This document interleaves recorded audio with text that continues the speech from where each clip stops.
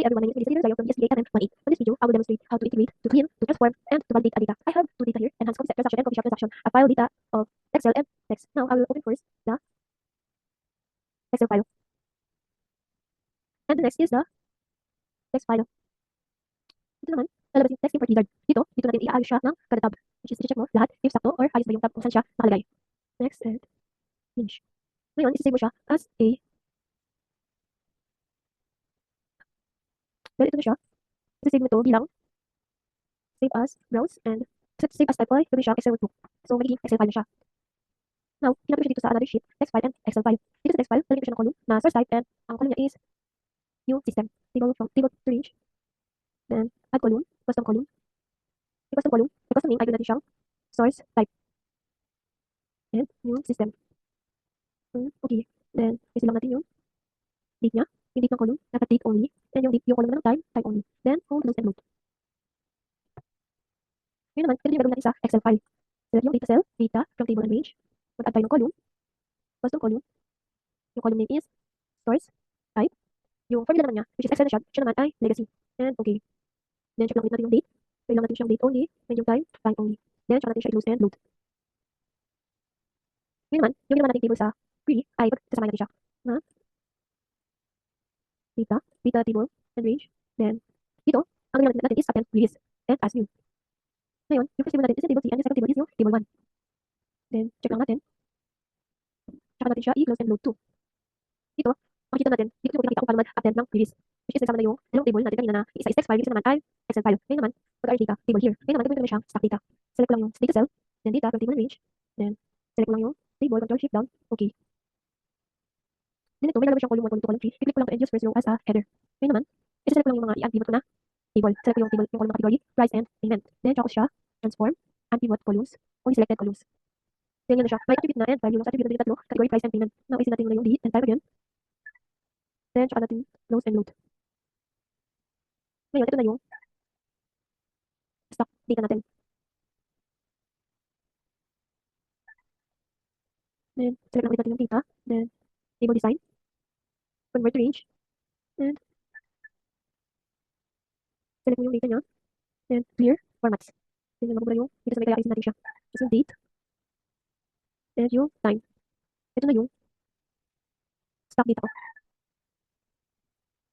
Ito na po yung stock data. Sa cleaning naman, sa cleaning, dito, dapat walang blanco and wala ding mga duplicate na mga chance ID, mga ganun. So, ang gagawin ko dito, dahil wala naman siyang null or blanco na importante or critical, ngayon, dito na ako sa may duplicate. Ngayon, duplicates. Dito, malalaman natin kung duplicate pa siya or hindi. Ngayon naman, dito sa may duplicates, gagamit naman ako ng formula para malaman ko kung ano yung duplicate dito sa table ko. Ngayon, gamitin ko equals if, then count if, with letter S, then select mo yung trans ID date and time lang. Then select control shift down, then function F4, comma, select mo yung nasa pinakaunahan, then hold yung function and 3 times na click ng F4. Then dito sa may date, function F4, comma, select yung pinaka-cell, and tatlong beses, control shift down, function F4, comma, select yung nasa pinakaunahan and 3 times, then close parenthesis. Ngayon naman, kasi dito is greater than 1, then, comma, duplicate, comma again, and quotation mark, blank quotation mark, and close parenthesis, then enter. So, ito, duplicate siya. Duplicate tong first row. May kapaya siya. Ngayon, natin yung iba. Then, highlight natin yung duplicate. Ngayon, para mawala yung duplicate, pupunta tayo sa data, and select natin yung naka-highlight, then remove duplicate. Yung, okay. Then, okay. Dito, nabawasan na siya ngayon. Kakapin lang natin ito sa taas. And, wala ng duplicate dito sa ating data. Ngayon naman, sa subsetting data, kukuhain ko lang dito ay yung mga data na mahalaga. Then, control shift down. Punta tayo sa data and filter. Ngayon, ang kukuhain lang natin is yung trans ID, date, and yung time. Hide muna natin. Items details, category, price, payment. Yung barista ID, hide muna natin. Order source. And ito, customer loyalty, hide, and hide muna natin. Ngayon, dito makita natin. Kung gusto lang malaman ay yung seal, no, A. Select natin yung name. Okay. And only drinks lang. Dito makita nila yung sale, no, may, one may, and only drink lang. Kung gusto naman nila ng food, ma-edit mo siya, food, okay, and dito rin makita yung mga food. Ngayon naman, sa supplementing data naman, kailangan meron tayong isang raw data, which is this one. Ngayon, tinanggal ko yung item details dito, then yun ang kukuhain ko. Ngayon, equals, gagamitin natin yung XLOOKUP. Yung lookup value is yung trans ID, then, comma, yung lookup value naman is nandito sa ating raw data, yung trans ID, then, control shift down, then balik tayo sa sheet natin, then, comma, sunod naman ay Sa return area naman natin, then sa kabila, which is yung items details, and control shift down, and balik tayo ulit sa sheet, then close parentheses, enter. Ngayon, kakapin natin yung bababa. Ngayon, lalabas dito kung ano yung nabenta nung araw or yung sa trans ID niya. Ngayon, pwede natin ito is filter para ma-check natin, then item details, large or blue block, then dalawa. Ngayon naman, check din natin dito kung dalawa din. Yung trans ID niya is 122 and 132. Ngayon, check naman din natin itong atin, 122 and 132. Ngayon naman, babalik natin ito, select ko lang. Enhancing data. Dito naman, mag-add ako ng column 4. Dito naman sa enhancing data, mag-add naman ako ng column equals. Ang gagawin kong column is days. Sa pagkuha ng days, ang gagawin kong formula ay equals text. Then, yung date, comma, and apat na letter D. Then, close parentheses, enter. Enter. Then, copy siya pababa. Sa validation naman, copy din natin itong days. Copy ko siya dito. Sa pag-validate naman, select lang yung column. Then, dito validation, any value, trans ID is a whole number. So, minimum natin is 101, and yung maximum natin is 140. And okay. Sa date naman, data validation, and date, start on date is January 1, and date is 01, January, and 24. 2024. Yung end date naman natin is December 30. December 30, year of 2024. And okay. Sa category naman, dapat ang data validation natin here ay a text length. Yung minimum niya, which is yung code is 4 letter, and yung maximum is 5 letter. Okay, then yung sa price naman, validation naman natin dito is decimal, 1.00, and ang maximum natin is 10. Okay, sa payment naman, text length again, 3 naman is 4. Order source, text length, 7, 10, 9, 10. Okay. Dito naman sa days, data validation natin is text length, 6, 10, 9. Yan, ganun yung pag-validating ng data natin. Kung gagawa naman tayo ng dashboard, yung data ko gagawin ko una siyang pivot table. Insert pivot table, yung table range, and yung worksheet, and okay. Ngayon, dito naman, sa dashboard ko, select all, insert pivot table, table range. Okay. Dito ko lang ito isa. Ngayon, dito naman, ang gagamitin ko from columns is, wala, and yung rows muna. Gagamitin ko siya kanya ay category. Category sa values naman is yung price. Then, pivot table analyze. Then, mag-insert ako dito ng pivot chart. Ngayon, ang kukuhain ko ng data is yung, the chart is yung bar chart. So, ito na lang muna. Then, okay. Dito sa bar chart, makita natin yung total ng drink and yung total ng food kung sino ang pinaka-mas na benta sa kanila. Ngayon naman, copy ko lang to. Copy, then, paste. Ngayon naman, remove field po natin to. Ngayon naman, gagamitin naman natin is stock column. So, yung column natin, gagamitin natin ng category. Dito siya. Drag natin dito. Yung rows naman natin, gagamitin natin ng payment. Yung values naman is yung sum of price. Ngayon, dito naman, gagamitin naman natin is stock data. So, pivot table analyze, pivot chart. Ngayon natin yung stock column. Stock column ito. Dito naman, makikita naman natin dito yung kung saan sila nagbayad, kung ano ang mas maraming, kung saan sila mas nagbabayad kung sa app, sa card or cash. Dito, makikita natin na sa card sila madalas nagbabayad. Ngayon, copy natin ito. Paste. Ngayon naman, gagawa naman tayo ng chart. Remove field, remove field. Ngayon naman, line chart naman yung gagawin natin. Ngayon, ang rows natin ay trans ID. Yan. Yung values naman natin ay yung price. Then, okay na yun. Hindi siya nagbago. Lang copy natin. Copy. Anong naman? Yung rows natin ay yung trans ID. Dito kita dito. And yung sa values naman natin is yung price. And then, pivot table analyze, pivot chart. Ngayon naman, gagamit naman tayo dito ng line chart. Dito naman, makikita natin yung pagtaas o pagbaba ng mga sales sa data. Ngayon, meron akong tatlong pivot chart. Ngayon naman, gawa naman ako ng, hindi naman siya pivot chart. Saselect ko lang yung, sa scattering, ang saselect ko lang dito is yung trans ID and yung price. Trans ID, select natin ito. And yung price. Then, insert. No? Scatter. Dito naman, makikita dito yung pagtaas at pagbaba din. Katulad ng dito sa my line chart. Next naman, kung naman na chart is yung waterfall. Trans ID and price ang gagamitin ko. Okay. Waterfall. Yan. Ito yung chart ko from waterfall. Nakagawa na dito ng dashboard.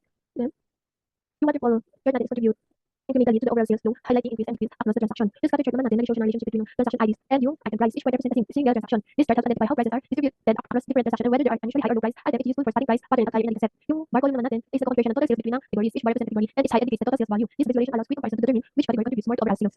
Sa ating stock column naman, total sale for each payment method, broke down by category food and drink. Each column represents a payment method, while the stock section show what contributes of each category. This chart is useful for comparing both total sales and category composition across different payment methods. Sa ating line chart naman, illustrate the trend of total sales across the transaction IDs by connecting sale values in sequence. The chart makes it easy to observe increase and decrease in sales over time. This visualization helps identify overall sales movement and fluctuation throughout the transaction. Good morning po. So, ito po yung steps na ginawa ko para makapag-arrange ng data. So, ang first ang gagawin ko po is, dinownload ko yung mga data ng napili ko. So, ang napili ko is yung Enhanced Customer Support and Help Desk. So, after ko ma-download yan, mag-open po kayo ng Excel file na blank. So, click File, Open, and then click Browse. After nyan, hanapin nyo lang po yung data na napili nyo. So, ito po yung sa Enhanced Customer Support. Click nyo lang, then Open. And ganito po yung lalabas after nyo siyang i-open. So, just click Next. Wala po kayong babaguhin doon. And dito po mamimili kayo kung ano yung gusto nyo delimiters para maghiwalay po yung mga data. So, yung sa akin po is comma. Then, check nyo lang po kung okay na yung mga data, kung naghiwalay na po siya. Then, click Next, and then Finish. Okay, so after nyo malipat sa Excel, i-save as nyo lang siya and make sure na naka-Excel workbook siya. Then, save. Click OK. Then pagdating po dito, pwede niyo po siyang i-polish ng konti. So, click niyo lang lahat. And then, kung gusto niyo po i-sender and for the date, if gusto niyo po siyang medyo formal, pwede niyo pong piliin is, ito, general, more, number formats, date, and then, ito. So, ayan po, medyo mas formal na siya. After po nito, magpindot lang kayo ng item na dyan, then click data from table range, and then hit OK. So, ang gagawin po natin dito is mag-add po tayo ng column. So, click add column, custom type. And then, dito sa new column name, lagay niyo lang po is source type. And then, dito naman po is new system. Okay. Then, home and close and load. Then sa isa naman po, ganun din yung gagawin natin. Habang hintayin po natin loading yung mga data. And as you can see, hindi po ganun kaayos yung mga date. So, pwede niyo po siyang ayusin ulit. More number formats, date, and then, ayan. Okay, so after po nyan, ganun din po yung gagawin natin sa isa. So, file, open, browse, and hanapin niyo po yung isa yung data na kailangan i-lipat. So, polish lang natin siya ng konti. Okay, general, more numbers, and then click lang kahit ano data, then click from table, and then okay. And katulad ng ginawa ko kanina, mag-a-add lang po ng column. So this time, papalitan naman po natin yung custom column na formula. So for the source name, same lang po, it's source type. And then legacy. Then okay, home, close and load. So since nandiyan na po siya, ang ginawa ko lang din po is, kinapit ko po ito. And then, nilipat ko po siya dito sa Enhance.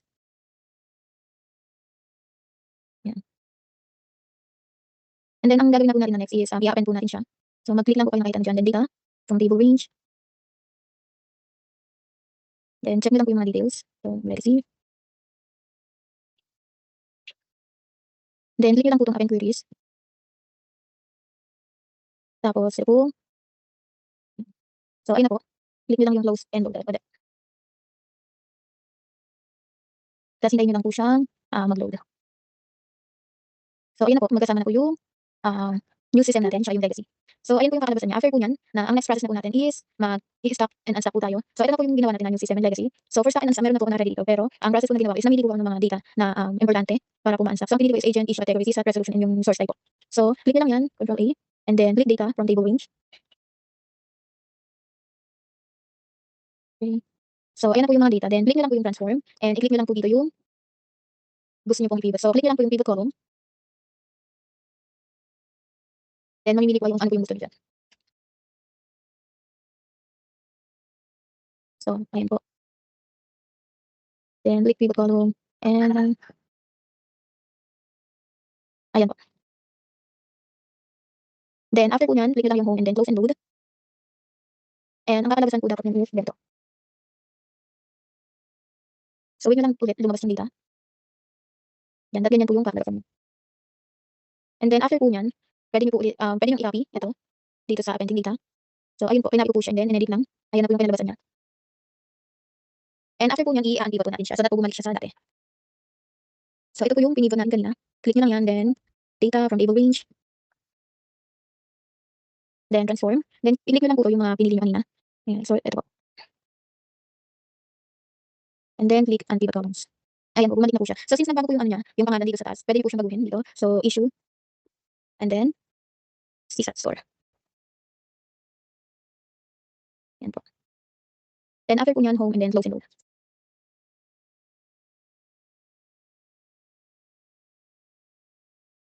Okay, and then yung next process naman po.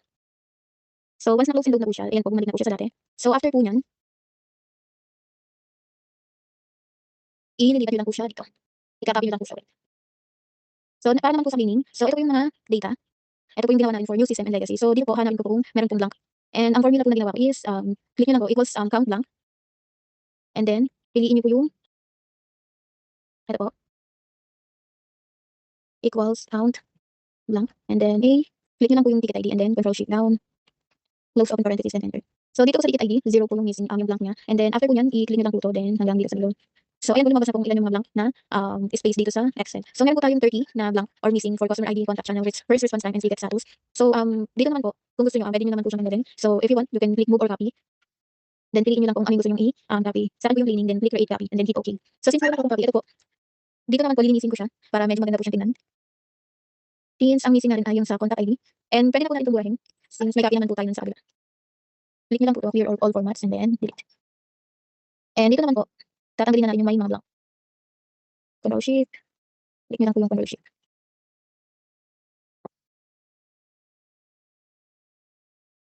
Hanggang dito po sa i-delete na po natin siya. So, ayan na po. Yung dito po sa clean process. And then after po ng clean process, check po natin kung may duplicate siya. So, ang ginamit ko po na formula dito is, ayan po, if count, if, then yung solve parentheses, then count ifs. Then, i-click nyo lang po yung data na gusto nyo sa ticket code, and then click F4, para, function F4, para po mag-lock po siya. Ganun po yung magiging itsura niya. And then, after po nyan, i-click nyo lang po ito. Then, after nyan, hit the, ipipindutin nyo po na 3 beses yung function 4, para po ganun po yung kalabasan niya. And then, enter lang po. So, dito po, kung walang lumabas, ibig sabihin wala pong duplicate. So, i-check po natin lahat. Ayan. So, wala pong duplicate dito. Since wala naman po siyang duplicate, wala po tayong tatanggalin. So, let's go po sa enriching. Dito naman po sa subset ng data, pwede nyo pong i-highlight to and then filter. Click nyo lang po ito and then data filter. So, na po may lalabas ng mga ganyang drop down. And dito po pwede nyo i-check kung ano po yung mga details na kailangan nyo lang hanapin. So, for example, dito po, hanapin natin yung data from March ng mga CSAT score. Click nyo lang po yan kung gusto nyo mahanap kung ano yung CSAT. So, ayan po, meron po tayong total number of 47. And tingnan naman po natin yung DSAT. Ayan po, meron po tayong total number of 14 DSAT sa loob po ng March naman. Pwede nyo rin tingnan for June. Ayan po. And para po bumalik siya sa dati, kailangan nyo lang pong i-click itong filter. So, ayan po, bumalik na po siya. And for enhancing naman po, so dito pwede po kayo, para mas ma-enhance pa yung mga data na gagamitin, na makikita dito. So nag-add po ako dito ng customer satisfaction since more on CSAT score po yung nanap ko. And kinuha ko po siya. So for the month of January, meron po tayong 1 and 1 CSAT then 0. For March, 47 CSAT then 14. Para po makuha yung mga percentage niyan, ang ginawa ko po is equals and then yung number of CSAT then divide to the total number of survey. Then enter lang po. And ganun din po sa DSAT. So equals, click nyo lang po yung DSAT, then divide to total number of survey, then enter. So for March po, para po makuha nyo po lahat, ayan, i-click nyo lang po ito, then ilahin nyo lang po pababa. Ayan po, makukuha na po natin yung percentage ng CSAT for the month of March, April, June, July, September, and November. So, ganun din po sa DSAT. Ayan. So, meron na po rin tayong percentage ng DSAT for the month of March, April, June, July, September, and November. So, ito po yung total ng CSAT and for DSAT and lahat po ng survey na nakuha natin. So, for this po, pwede nyo rin makuha kung ilan yung total percentage. So, ayan, mas mataas po yung CSAT natin kaysa sa DSAT score. Okay. And then for the supplementing data naman po, ito po, ang gagawin po natin is maglilipat tayo ng data sa galing po sa kabilang Excel. So, ang ginawa ko lang po dito na okay. So, ang ginawa ko lang po, so since wala po yung CSAT score, kukunin po natin siya. Ang ginawa ko lang po formula is equals x lookup and then click yung ticket ID, then wait. So, dito po siya kunin. Then, click nyo lang po yan, then control shift down, and balik po tayo dito. Lagyan lang po ulit ng commit, and then, balik po tayo dito. Click this, control shift down. Then, balik ulit po tayo dito sa ginagawa natin. Close and open parentheses, and then enter. So, ayan po, nakuha na po natin yung CSAT score for the ticket 500. Then, ang gagawin nyo lang po para makuha natin is drop down. Ayan po, nakuha na po natin lahat ng CSAT score for sa lahat po ng agent. And then, for data validation naman po. So, kinopy ko lang po yung details dito. So, copy po natin siya. Then, control A, copy. So, dito, i-paste lang po natin siya dito. So, ayun na po siya. Dito naman po, ang gagawin nyo lang is, i-validate nyo lang po yung mga data. Like for example, ito. So, click nyo lang po itong data validation. Okay, so, i-click nyo lang po itong data validation. So, ang first po natin na gagawin is, i-clear lang po na yung format. And then, aayusin po natin siya. So, yung date, more numbers format, then date, 14 of March. Ayan, para umaayos siya tingnan. And, i-center lang po natin siya. Aayusin nyo lang po siya ng konti. And then, ngayon po, for data validation, kunyari po itong issue category. Ito pong CSAT score. So, click nyo lang po yung data validation. And then, kung gusto nyo po, i-ano nyo lang po siya. Kung gusto nyo kung number, between, or maximum. So, yung saan po, ayan, minimum 3, kunyari po 3, and then maximum of 6. Minimum of 1. Okay. Then, okay nyo lang po siya. Tapos, kung gusto nyo lang po i-check, pwede po yan, click, then circle invalidate. Then, hintayin nyo lang po. So, ayun lang po yung pero hindi naman siya kasama. So, para po mananggal yan, click nyo lang ulit ang clear validation circles. And then, let's proceed po sa data visualization. So, ito po yung mga data na pinili ko. So, yung first chart po natin, ito po yung count number of CSAT, yung score po nila, yung score per issue. So, for the, as you can see po, sa access request, mas marami po, mas konti po yung nagbigay ng perfect score ng CSAT. And then, for the hardware naman po, so kung titingnan po natin, pinakamarami pong score for CSAT is yung software na issue. And then, next naman po is itong count of CSAT score per agent naman, since kanina is sa issue. So, ito po yung per agent, at ang may pinakamataas po na CSAT score is si Dave, and sumunod po si Mike, and then si Sarah. So, para po makuha yung mga ganitong data, ang gagawin lang po natin is, kunyari po ito, yung sa data validation. Hanapin po, i-copy po natin itong, yung na-append natin na data. I-click nyo lang po ito, then data from table range.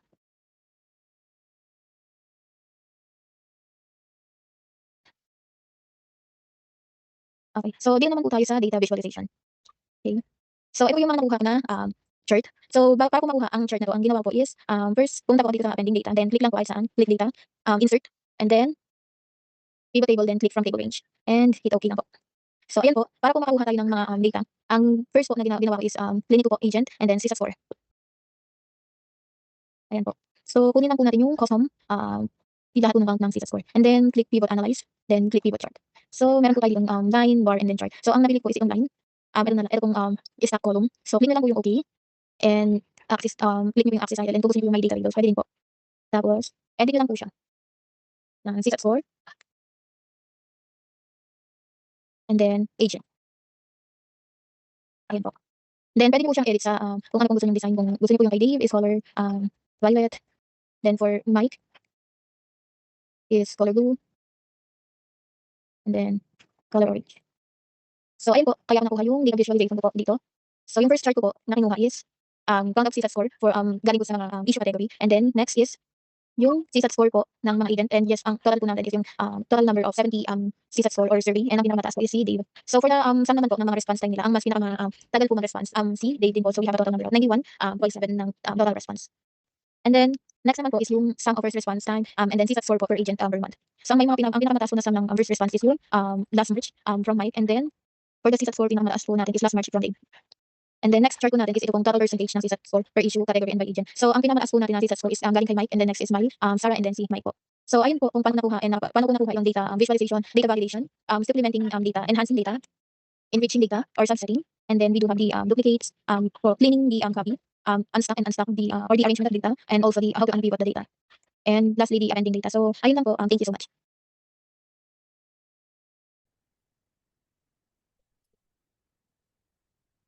Sa HR employee analytics. Ito po is tingnan po siya ni so, and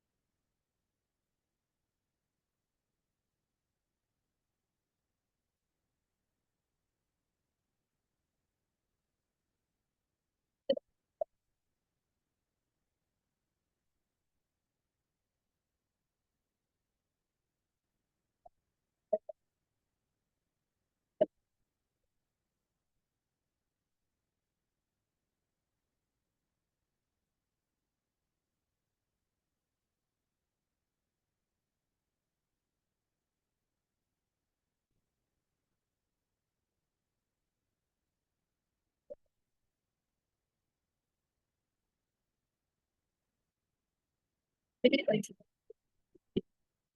Pipili ko na levers.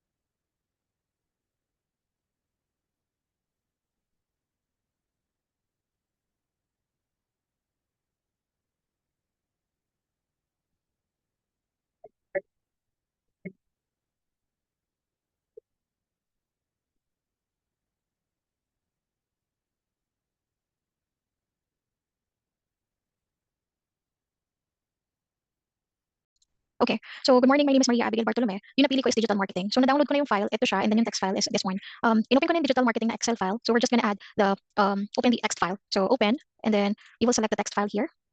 So, hanapin lang natin siya. Download. And then the text file. Open lang natin siya. So, yan. Piliin lang natin kung ano yung gusto natin mag-separate. So, for me, it's the tab. Okay, and then finish.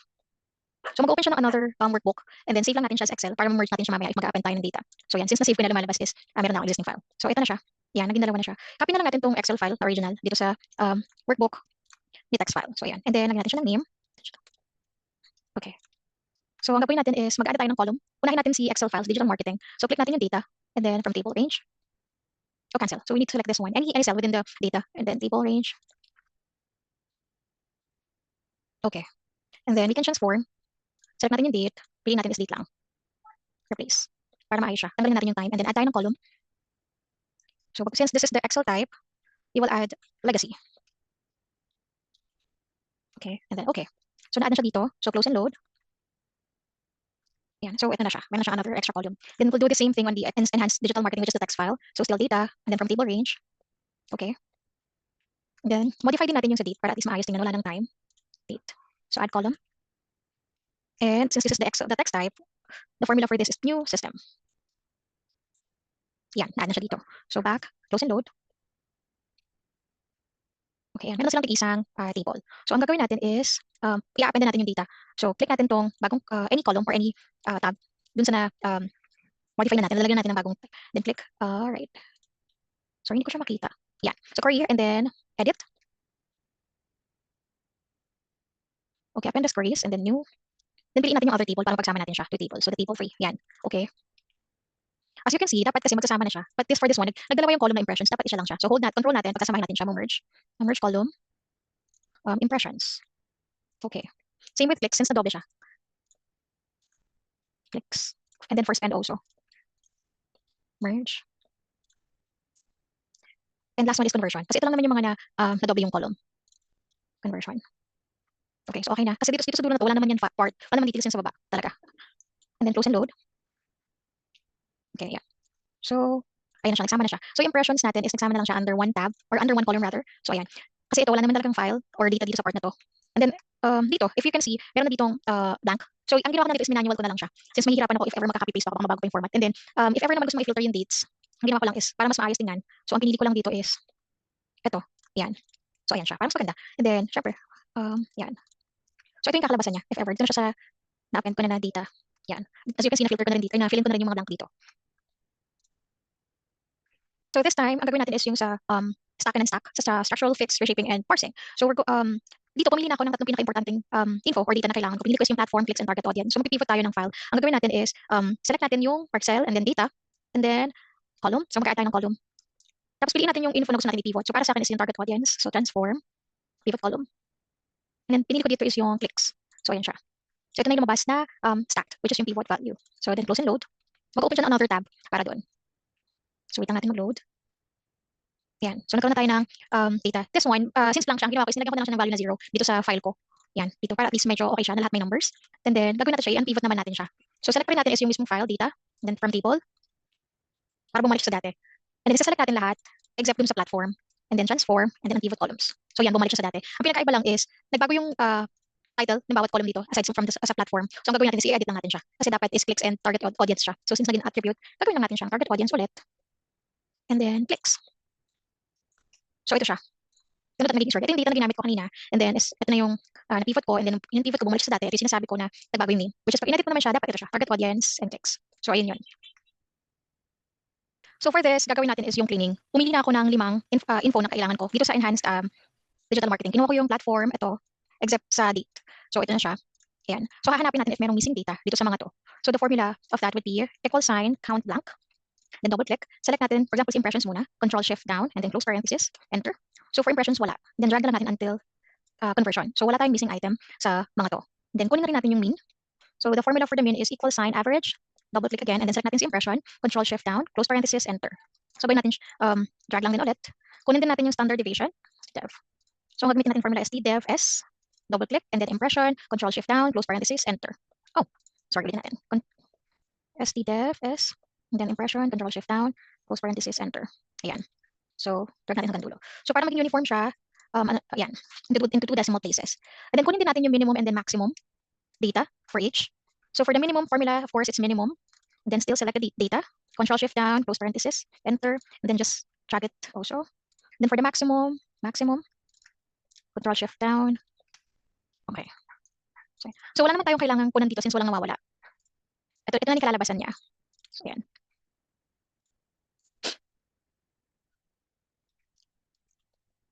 Okay, so this time, hahanapin natin if may duplicates siya. So still, pinili ko pa rin yung mayroon ng important details lang since napakarami niya. Pinili ko pa rin still camp ID and then ito, platform and then impressions, clicks. So as you can see, meron na akong sample duplicate dito or formula ng duplicate but we will do it manually. So para malaman natin if may duplicate siya, gamit natin yung formula ng if and then count if. Tapos, select natin to and then control shift down and then kailangan natin siyang ilock. So Fn, F4. So, and then next, select ulit natin to. So since this one, kailangan movable siya, Fn and then F4 3 times. Yan. So gagawin natin siya na paulit-ulit sa mga next column. Okay, control shift down. Fn F4 and then comma. Fn F4 3 times, comma, and then select this one. Control shift down, Fn F.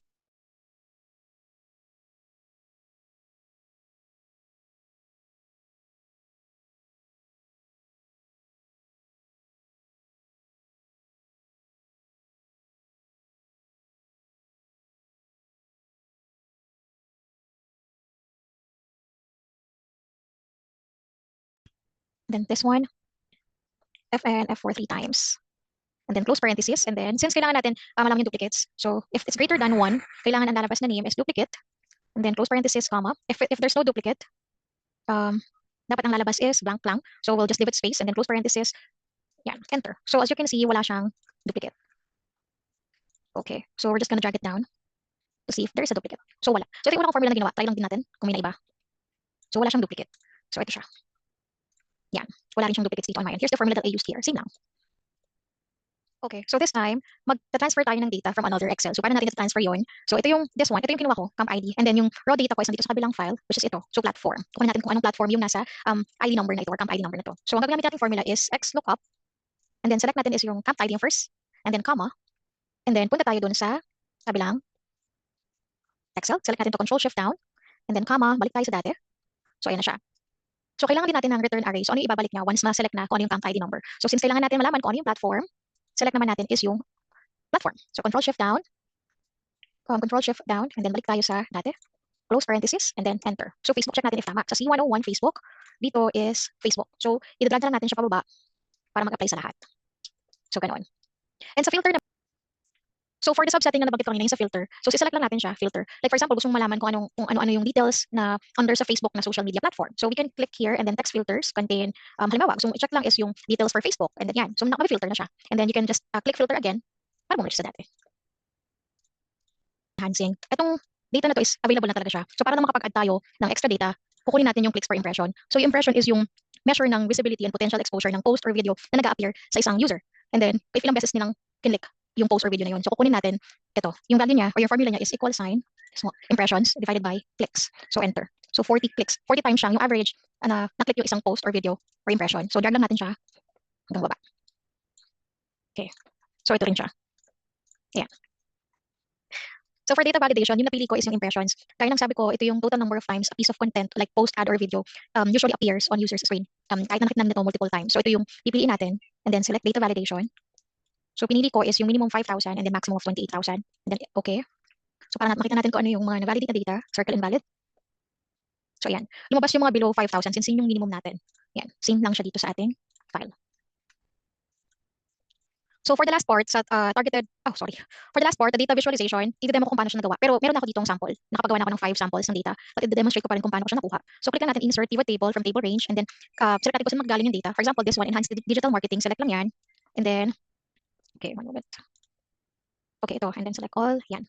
So ito na siya. Pili tayo ng gusto natin i-interpret. For example, platform, and then audience, kung sino yung pinakamaraming gumagamit ng Facebook. If Gen Z ba? So clicks, bawa yan. So pivot chart, piliin natin, kunwari stock column. And then modify na lang natin siya. Lagyan natin ng title. Bawa dito is platform. So yan, pwede mo rin siyang i-modify kung anong gusto mong style or color. Halimbawa, gusto mo ba is ganyan. Or, wag natin lagyan ng data labels kasi medyo magulo. So ganyan. So ikaw na bahala pa dito. First part is total audience per platform. Ito, kita naman natin na usually sa audience is madalas ginagamit dito is yung LinkedIn. And then, for the second part, for the total clicks by target audience and platform, this one, pinakamaraming clicks is Google. And ang target audience nun is usually gamers ang gumagamit ng Google. Next is we use line graph. So for this, pinakamataas pa rin si Google sa revenue. Total revenue siya sa lahat ng platforms. Then for this one, I use bubble chart. I compare the revenue and then versus spend for each platform, kada impression, sum of impressions. So meaning kung magkano yung sa spend nila o kinikita ng bawat platform per impression. And then the last chart is the stack column where I compared the impression clicks, sum of spend and conversion each platform. As you can see, still number 1 pa din si Google dito. So mas marami pa rin gumagamit.